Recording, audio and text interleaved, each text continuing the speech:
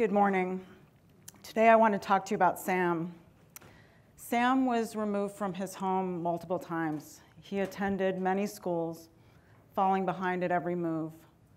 And he had a revolving door of grown-ups in his life. Some were supportive, some were dangerous, and some were indifferent. But the day that he turned 18, they were all gone. And Sam was on his own.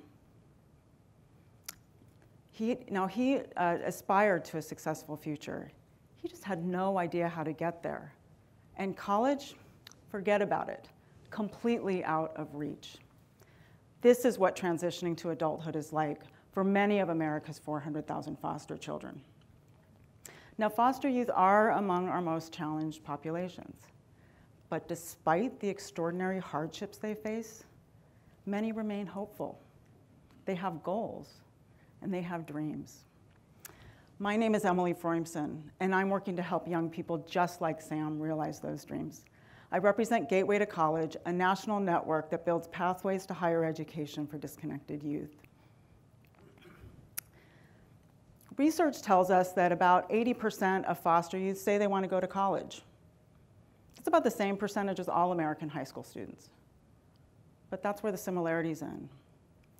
Because let me tell you what's really going on with these kids. They are more likely to end up homeless by the age of 21 than they are to go to college. That's right. Out of 100 kids aging out of foster care, 20 will go to college, but more than 20 will end up on the streets. And of those 20 who do go to college, fewer than 9 will complete. So 80% of foster youth say they want to go to college, 9% complete. That's a huge gap. At Gateway to College, we're working every day to close that gap. For 15 years, we have been supporting communities to build pathways to higher education for thousands of young people who have dropped out of or are unlikely to complete high school. We're in 19 states across America. But recently, we realized that even we were not reaching many of the most vulnerable youth, and not just those who've experienced foster care, but those who've experienced homelessness in the juvenile justice system. These are young people who have been failed by people and systems their whole lives. And we made a promise we weren't going to fail them anymore. That promise became PDX Bridge, our signature program designed to help the most vulnerable youth, including foster youth, realize their college dreams. So what exactly do we do? Quite a bit, but there are 2 key components that are particularly helpful. First, we pair our students with supportive and personalized coaches. You see, foster youth, there's a reason why foster youth have such a tough time making it to and through college. They face so many more barriers along the way. $300 for a college application fee might as well be $3 million when you don't have anyone to turn to, and we can provide that $300 for them.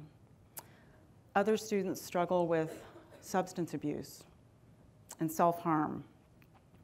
Our coaches are there with them to make sure they overcome every barrier to success, both those that come at them from the outside world and those barriers that a lifetime of trauma has built on the inside.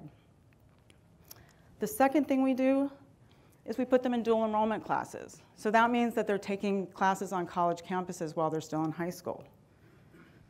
Most foster youth have no idea how to navigate their way to college, and few have had any exposure to it. Dual enrollment creates this exposure, creating a sense of belonging and an opportunity to prove to themselves that they are college material. Remember that 9 out of 100 statistic?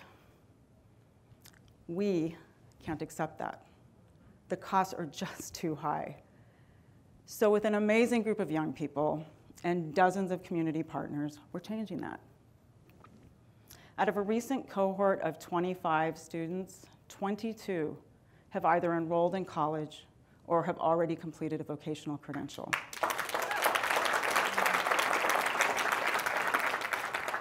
Remember Sam with the revolving door of grown-ups in his life? He's one of those college kids. And with the coach by his side every step of the way, he's on track to complete community college with plans to transfer to a four-year university. Now, Sam is absolutely extraordinary, but he's also completely typical of the young people we see in our programs every day. They're resilient, they're driven, and despite the darkness they've endured, they aspire to a bright future. So help us build more bridges between what these young people aspire to and what they can achieve. Please join us.